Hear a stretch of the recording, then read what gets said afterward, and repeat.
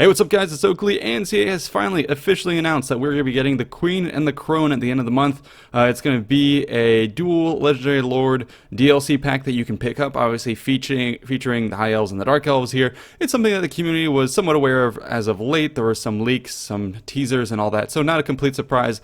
But nonetheless, it's a welcome surprise in the sense that, hey, finally came out. And obviously CA has a glorious trailer to go along with it. But we're going to go ahead and just dive through the blog and the Steam page to take a look at what they offer.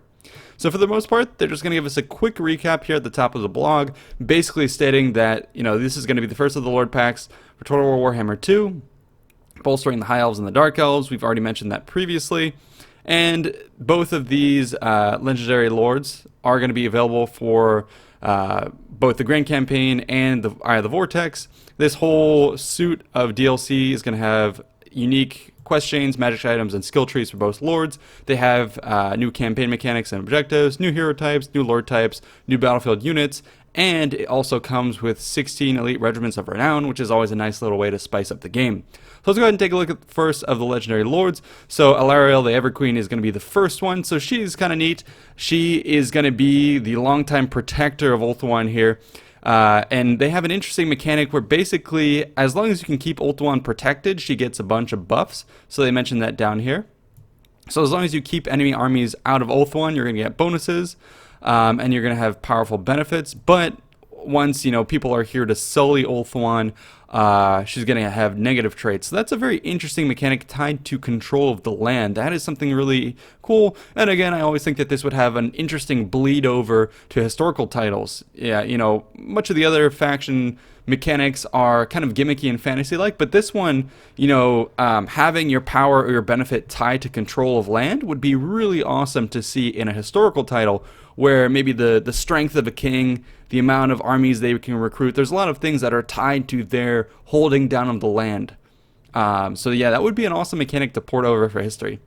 But anyways, back to her. So she is pretty dope. She's a mixed lore caster with the lore of life and high magic. So basically she's going to be able to share some similarities with the Wood Elves in the sense that she can recruit forest spirits such as Dryads, Treekin, and Treemen.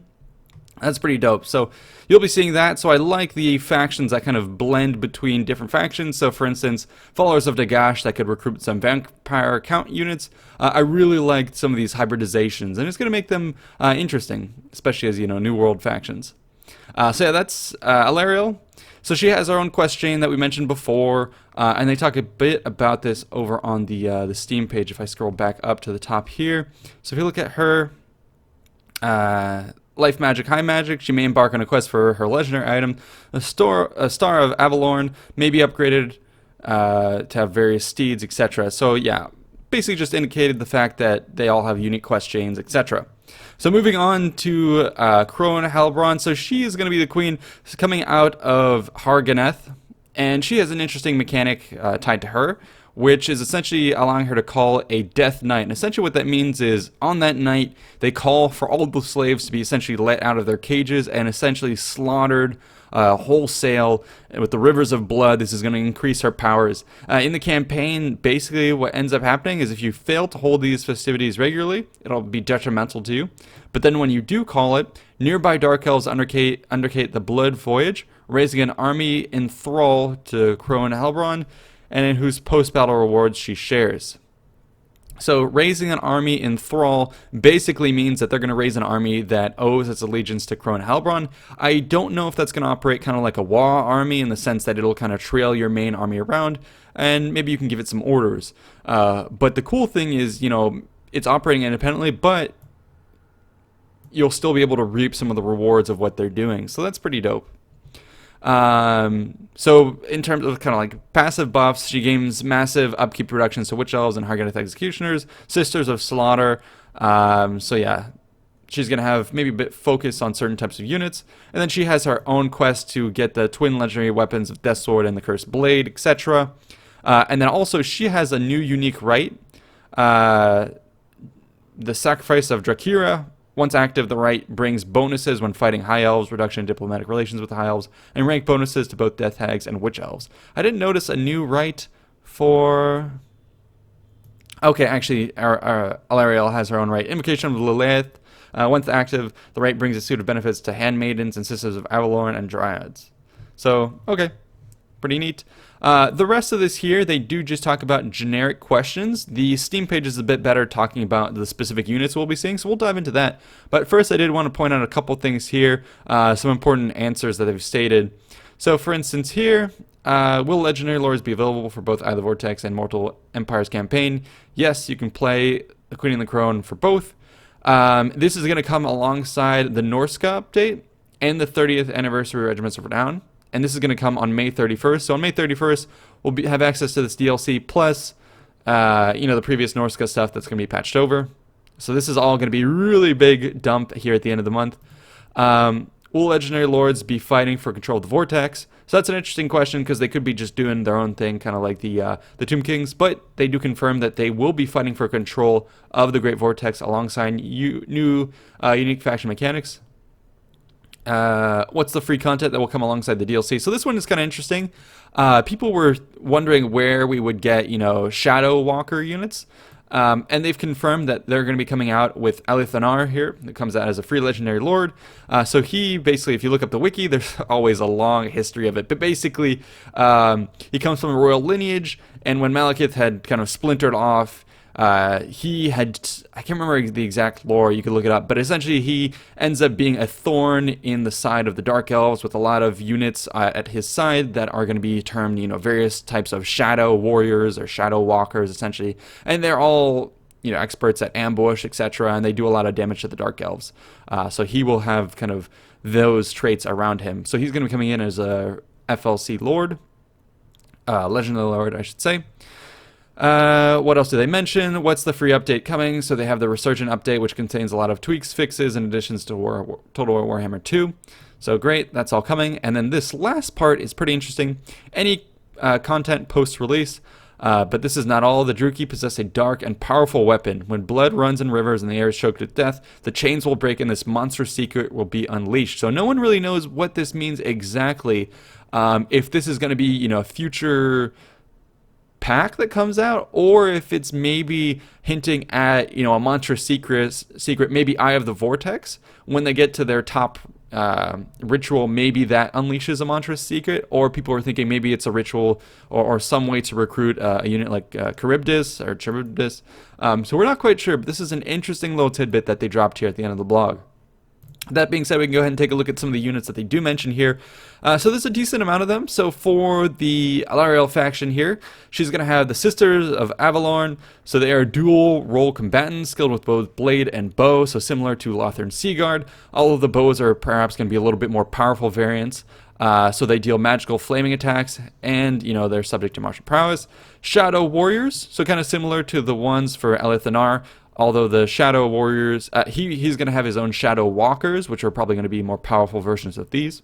In any case, the Shadow Warriors here, the first and often last clue a foe gets to the presence of the Shadow Warriors is a ravaging hail of arrows tearing into their ranks. So they have Vanguard deployment, stock, long-range bows, etc. They're essentially looking like Way Watchers, but ported over to the High Elf. So that's going to be a really nice little addition to the roster that's going to make them super powerful. Sisters of Slaughter, this is for Helbron. So they have these whips, and they're going to be dealing poisonous attack. They can cause fear. So she's going to have a lot of these kind of poisonous, fear-imbuing units on her side. Lots of slaughter. Doomfire Warlocks, these are elite magical cavalry, very fast-moving, deal both magical and poisonous attacks in melee.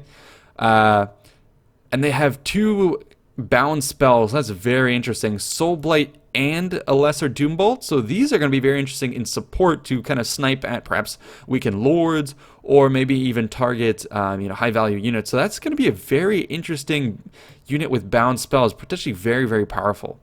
So you can see both of these factions with their new units are going to bring a lot of versatility.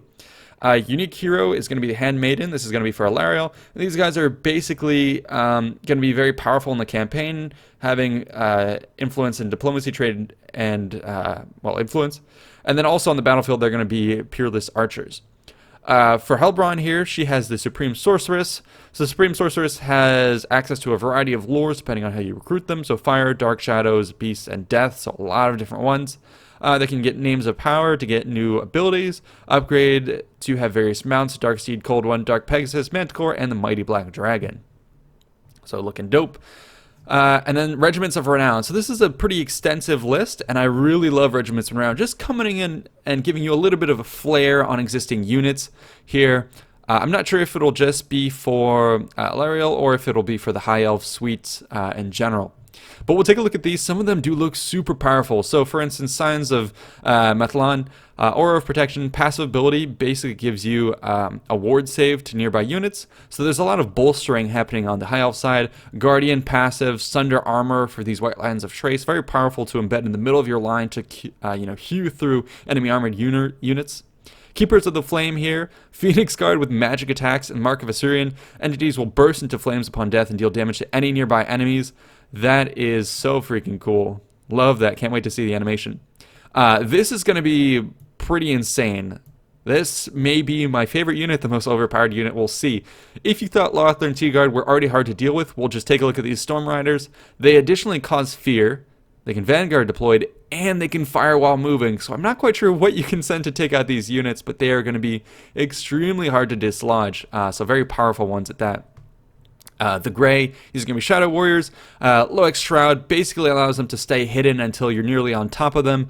On top of that, they also get the Snipe attribute, which allows you to fire while remaining hidden. So you can see a lot of traits being ported over from kind of the Wood Elves here. So yeah, her faction's going to be very interesting. Everqueen's Court Guard, Sisters of Avalorn with Encourage, Banner of Avalorn. Her ability increases Winds of Magic recharge rate. And then Dragon Princes with bonus versus large and fire attack. As if Dragon Princes weren't powerful enough, that's going to be really good. Heralds of the Wind, Illyrian Reavers with bows, increased speed and superior melee stats. I feel like these guys could use a little bit of a buff, so this is going to be very beneficial. And then now we're going to turn to Harganeth with Helbron's forces. So the Helbroni, Dread Spears with poison attack, expert charge defense. Sister of the Stinging Doom, they can cause terror. Blades of the Blood Queen, Hargath Executioners with Guardian passive and Frenzy.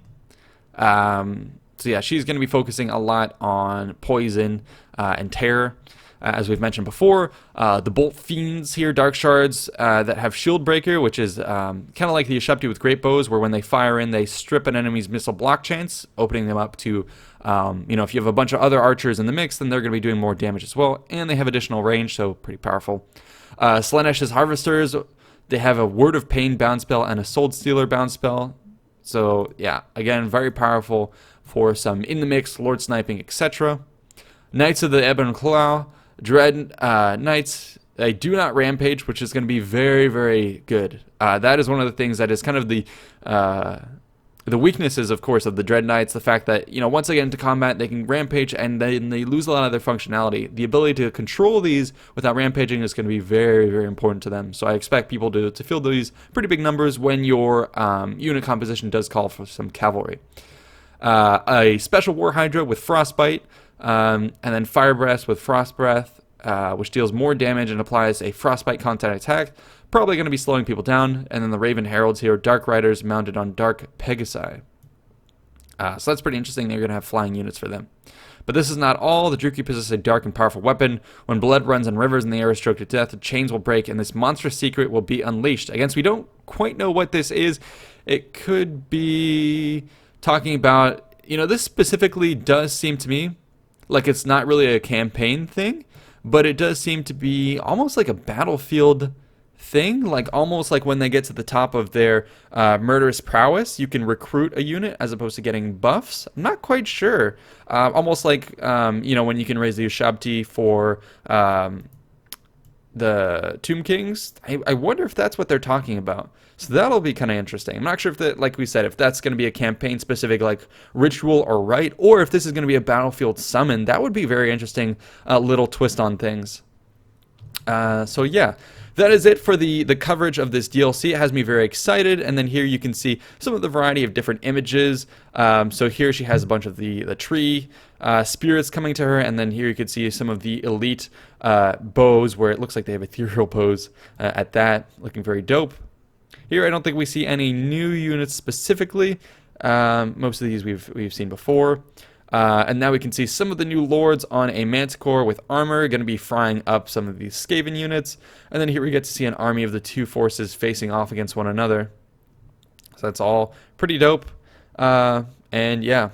Oh, and in the back, Sword of Cain there. That was something that we saw in the trailer. Yeah, so I'm not quite sure if that thing that they keep mentioning about, you know, the Dark Secret, if that's tied to the Sword of Cain. We'll have to see. But anyways, this looks pretty dope. I don't know if this is a unique map or what, but it looks sick. Anyways, that's it for the coverage. Hope you guys enjoyed. Stay tuned for more, and I will see you in the next one. Peace out.